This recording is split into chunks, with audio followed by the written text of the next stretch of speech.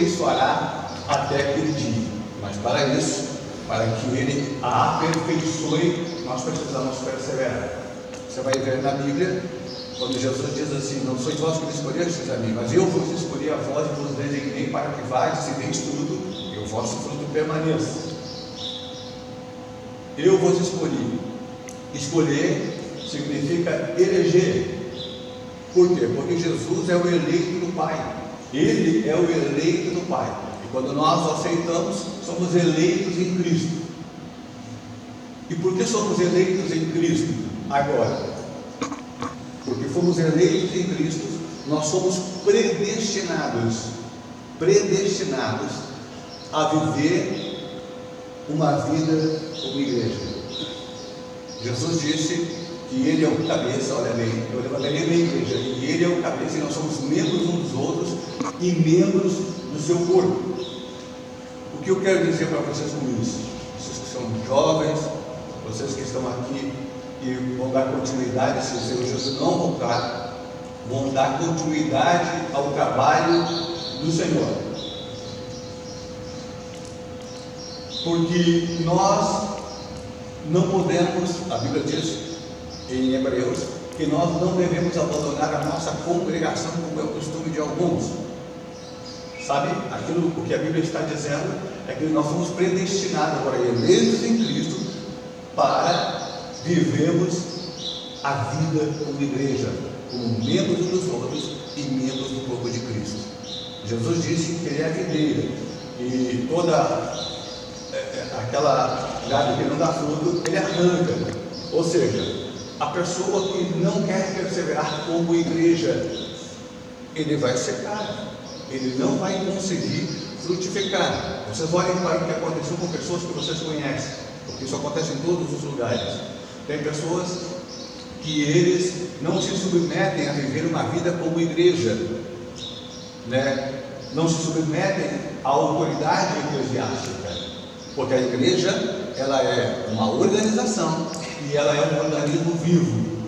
Como organismo vivo, ela depende somente de Deus, da pessoa do Pai, do Filho e do Espírito Santo. Mas como organização eclesiástica, ela está sujeita àqueles que o Senhor constituiu, que está em Efésios capítulo 4, e a Bíblia diz: e Ele mesmo, o Senhor Jesus, deu uns para apóstolos, mestres, pastores, evangelistas, profetas, visando o aperfeiçoamento dos santos. Então, quem deu para a igreja, quem deu para a organização eclesiástica, foi o próprio Jesus. Então, essa organização eclesiástica, como nós temos aqui a igreja, é onde nós nos reunimos. A igreja que Jesus está falando são aqueles que foram chamados das trevas para a sua maravilhosa luz. Então a Bíblia diz assim: vós sois a geração eleita, o sacerdócio real, o povo adquirido, a nação santa, para que anuncieis as virtudes daquele que vos chamou das trevas para a sua maravilhosa luz.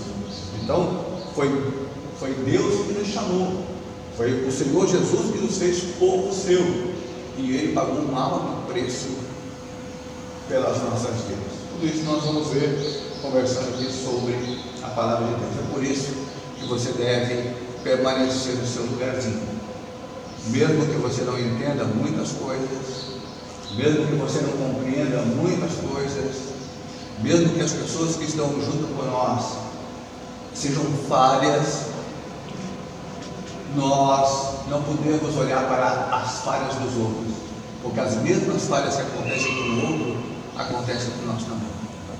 Todos nós vamos ter essas duas naturezas que eu falei no início para vocês, até o arrebatamento da igreja. Porque essa velha natureza pecaminosa que nós herdamos de Adão, ela só vai sair quando nós recebemos um corpo glorioso da parte de Jesus. Então, em nós mesmos, não há mérito algum. Todos os méritos estão em Cristo Jesus, nosso Senhor.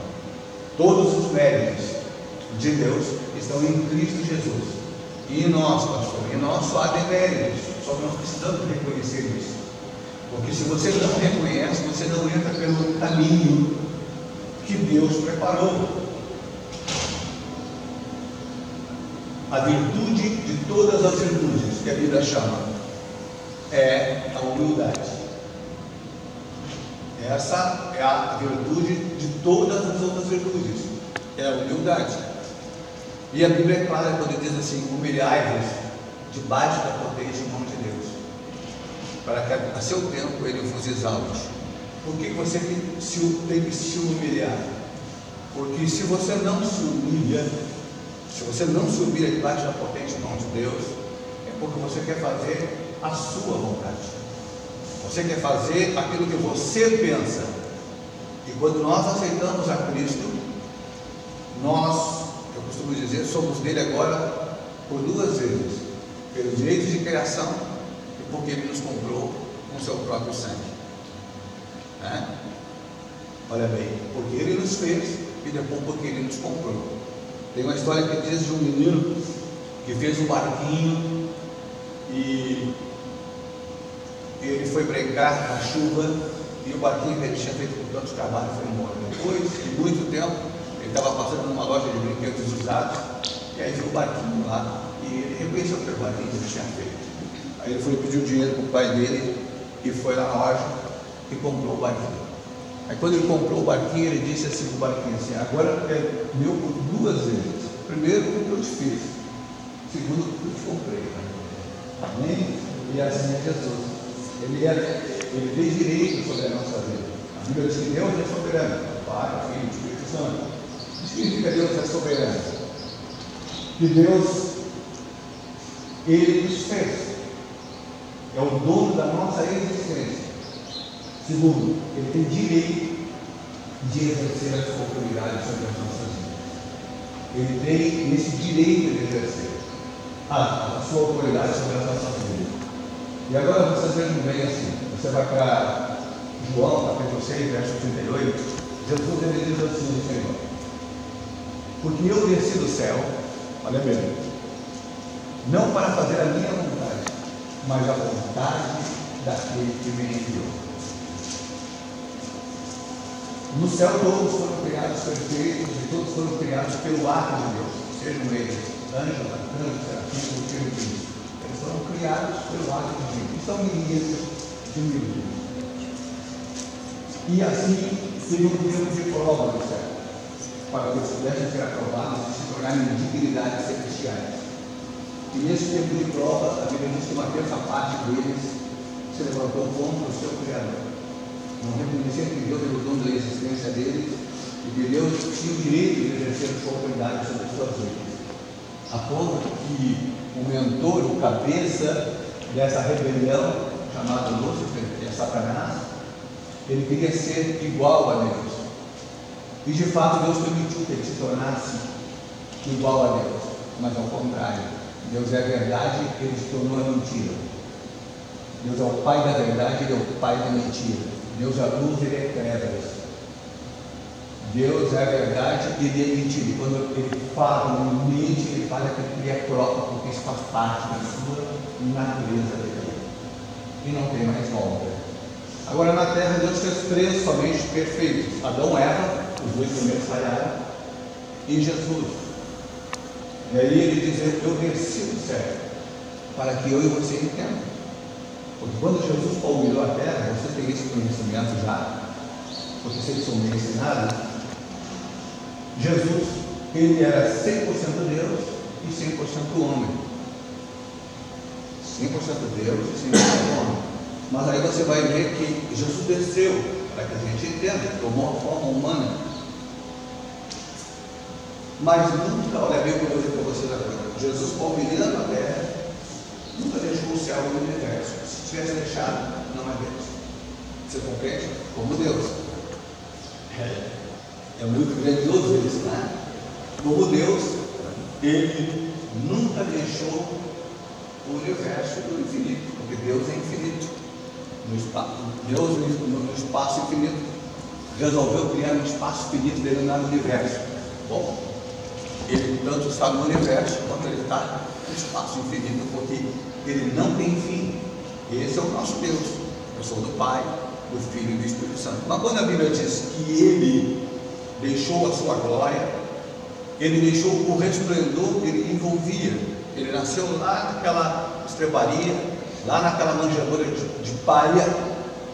E se a efulgência que envolve a pessoa de Jesus estivesse presente sobre aquele menino, as pessoas creriam nele, não pelo que ele é, mas por aquilo que resplandecia nele.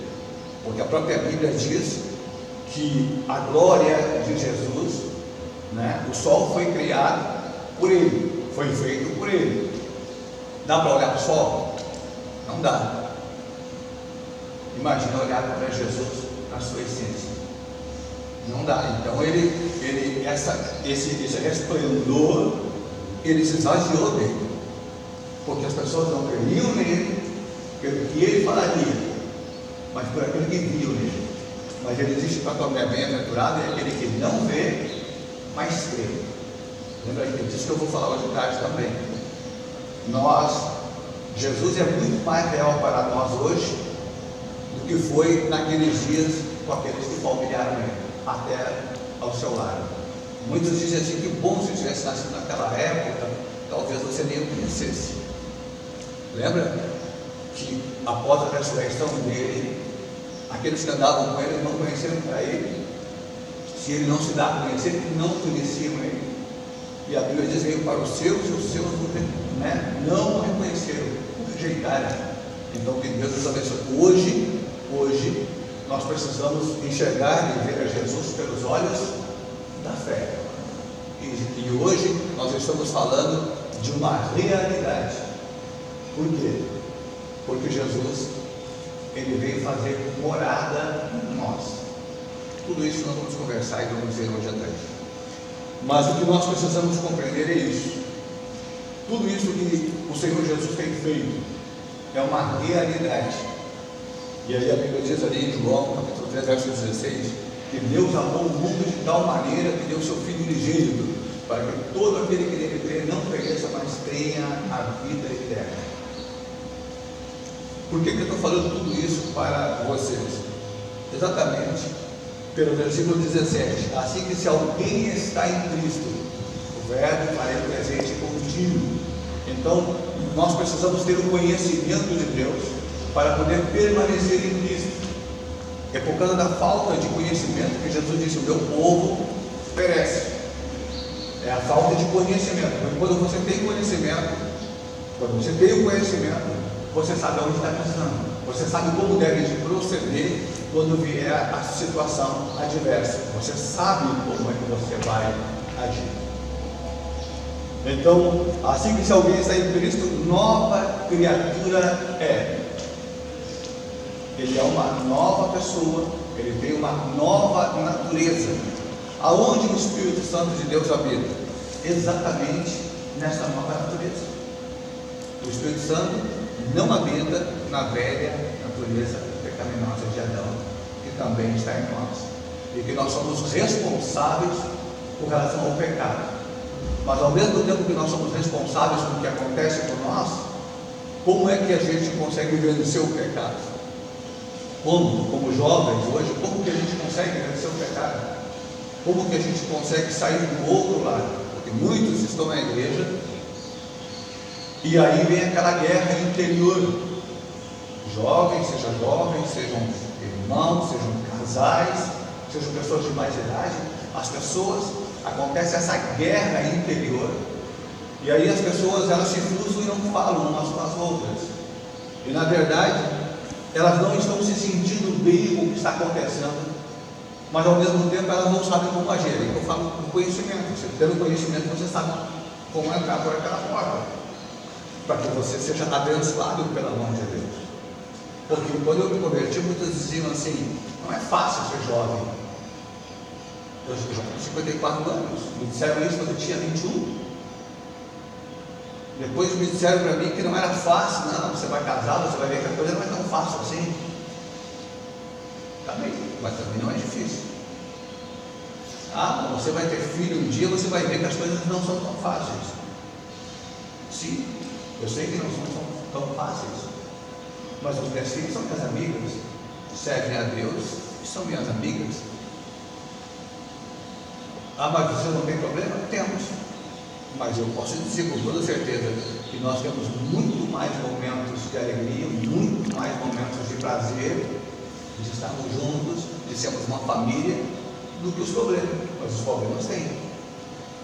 Nós temos que saber como encarar o problema e como resolver os problemas à luz das Escrituras, à luz da palavra de Deus.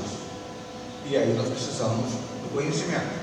Por isso que o profeta Oséias diz: conheçamos e prossigamos em conhecer a Deus. Nós não podemos parar. Eu estou com 31 anos, já para 33 anos servindo o Senhor, né? E estou sempre aprendendo. Nunca parei de aprender. Nunca parei de aprender. Porque a presença do Espírito de Deus em nós é um rio que você pode mergulhar nele. Então você nunca vai parar. Agora, aquilo que eu recebi do principal do Senhor, eu também vou comunicar, eu também vou entregar, para que nós possamos desfrutar. Por que você diz isso, pastor? Porque o que passou comigo passa com todas as pessoas. Nós somos todos iguais. Como ser humano, somos todos iguais. O que acontece com um vai acontecer com o outro. E aí, com base nisso que acontece, é que nós vamos fazer para a parte prática do dia a dia. Tá? Então, e tudo envolve essas duas naturezas. O assunto de hoje à noite. Essas duas naturezas dentro de nós. Por um lado, a natureza que nasceu de Deus não peca, porque nos tornamos participantes da natureza divina. Para você ver por que nos tornamos participantes da natureza divina. Você vai dizer assim: mas por que, pastor? E essa nova natureza nos tornou participantes? Porque quem nos deu ela desceu do céu, tomou a forma humana. Jesus desceu do céu, ele foi gerado pelo Espírito Santo no ventre de Maria. E depois que ele inicia o seu ministério de 3 anos, ele vai para a cruz, ele derrama o seu sangue, e depois ele ressuscita num corpo físico, porém glorioso. Entende? Físico, porém glorioso. Você vai dizer: Jesus ressuscitou num corpo físico, pastor? Sim, ele disse, chamou eles e mandou Tomé tocar ali. O que você acha daquilo ali? Era físico, mas ao mesmo tempo era um corpo glorioso, porque Jesus venceu a morte para pagar o preço pelo nosso resgate. Ele venceu a morte, ele derramou o seu sangue inocente na cruz do Calvário para pagar o preço pelo nosso pecado. Então, quando ele começa a caminhar com seus discípulos, depois da ressurreição, ele aparece e desaparece. Por que Jesus estava fazendo aquilo? Exatamente para que eles pudessem ver, e depois que ele ascendesse aos céus, ele diz: eu vou para o Pai, mas eu e o Pai voltaremos para vós. João capítulo 14, verso 23. Eu vou para o Pai, mas eu e o Pai viremos para vós. Então ele estava dizendo que ele ia, mas que ele ia voltar. Não é o arrebatamento. O arrebatamento faz parte, mas a maneira como Jesus atuaria após a sua ascensão aos céus. Como é que ele se manifestaria na vida da igreja? Como ele atuaria na vida da igreja? Então ele disse: eu vou, mas eu voltarei. E aí Jesus se apresenta diante do Pai. Após esses 40 dias, ele sobe na presença de mais ou menos aproximadamente 500 pessoas, e ele chega, e as Escrituras nos dizem que o Pai diz a ele: assenta-te à minha direita, até que eu ponha os teus inimigos por estradas de teus pés. Jesus, como Filho eterno de Deus, sempre se assentou ao lado do Pai. Sempre. Quando eu digo sempre, nem quando o pau virou a terra isso foi interrompido, porque ele é Deus. Mas agora, quando Jesus chega diante do Pai, ele chega também com a natureza humana. E com a natureza humana sobre a face da terra, ele só podia estar até a crucificação em um lugar, como Deus em tudo, mas como homem em um lugar. Só que depois que Jesus chega diante do Pai e se apresenta, ter derramado o seu sangue e ter cumprido plano da redenção que é feito com o Pai, com Ele e com o Espírito Santo. O Pai diz assim para ele: assenta-te à minha direita, até que eu ponha os teus inimigos por estado dos teus pés. Sabe o que significa isso? Significa assim: agora tu pode unir a tua natureza humana com os teus atributos divinos, e como filho do homem você pode estar em todos os lugares ao mesmo tempo. É isso que o Pai está dizendo, e é isso que acontece hoje. Por isso que em Timóteo diz assim: há um só mediador entre Deus e os homens, Jesus Cristo, homem. Entende? Por quê? Então é isso que nós precisamos compreender. Como é que Jesus atua hoje? Vou falar aqui algumas coisas, a minha esposa está junto aí, né? Mas para vocês verem como é que o Senhor Jesus está aqui conosco, para nós entendermos. Jesus foi e disse: eu virei. Então ele disse assim: vocês fiquem em Jerusalém até que do alto sejais revestidos de poder.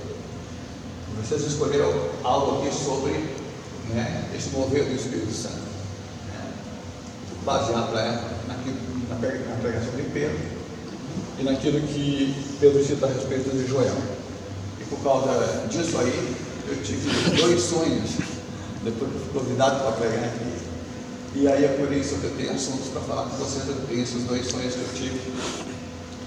E eu digo assim: isso é fruto da juventude lá de Canguçu. Estão orando, estão buscando a presença de Deus, e Deus está nos dando sonho aí, já nos guiando para aquilo que nós devemos falar. Então nós vamos falar exatamente aquilo baseado naquela direção que Deus nos deu já pelos sonhos. Mas os sonhos eu vou contar uma tarde e outra noite. Então, para vocês verem, quando eu entrei na igreja, tudo baseado no que eu estou dizendo, que agora Jesus disse assim: vocês fiquem em Jerusalém. Eles ficaram 10 dias ali orando. Jesus ascendeu aos céus, foi recebido pelo Pai. O Pai disse que ele podia agora unir a sua natureza humana com a sua natureza divina e usar os seus atributos divinos. É por isso que Jesus disse: eu levantarei a minha igreja e as portas do inferno não prevalecerão contra ela. Imagina que Jesus sendo provado, só para você entender, eu já volto para o assunto. Jesus sendo provado, a Bíblia diz: em tudo ele foi tentado, mas em nada ele pecou. A Bíblia diz que ele aniquilou em si mesmo todo o império das trevas e reduziu eles a nada. Então o império das trevas, ele trabalha no mundo espiritual, invisível. E Jesus visivelmente, quando as pessoas podiam olhar para ele e ver, ele aniquilou todo o império das trevas em si mesmo e reduziu a nada. E aí ele disse: levantarei a minha igreja e as portas do inferno não prevalecerão contra ela. Então, porque ele está aqui, eu estou conversando com vocês nesta manhã aqui, e vocês vão dizer assim: o Senhor Jesus está aqui presente conosco, pastor? Está. Amém? Porque ele diz: rogarei ao Pai e o Pai enviará o Espírito Santo. E na oração sacerdotal dele, em João 17, ele diz assim: eu e o Pai somos um.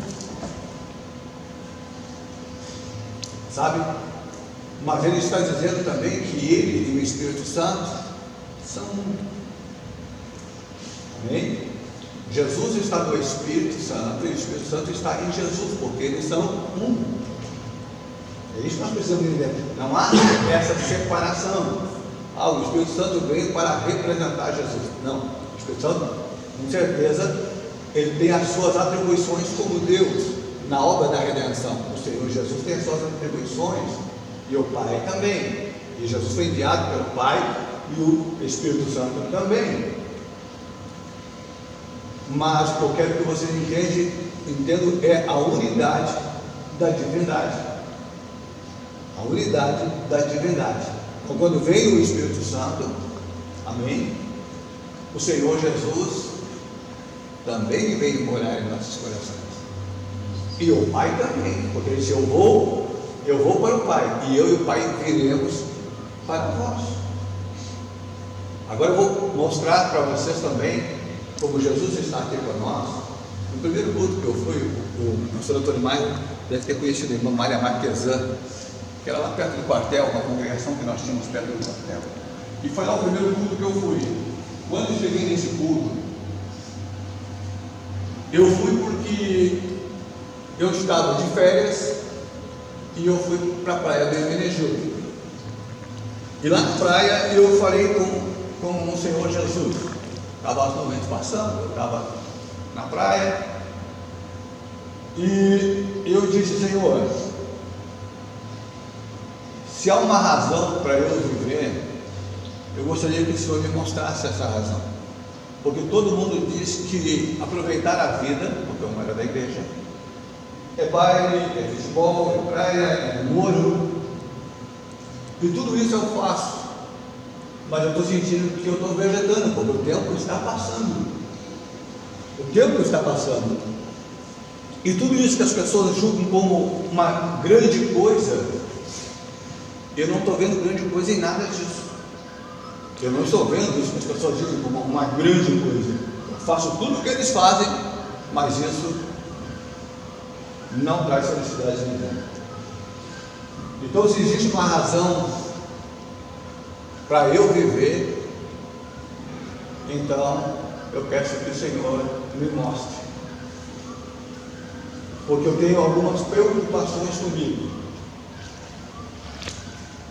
Por que o Senhor me deu a existência?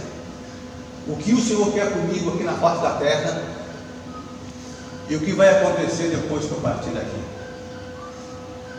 Eu gostaria de saber essas coisas.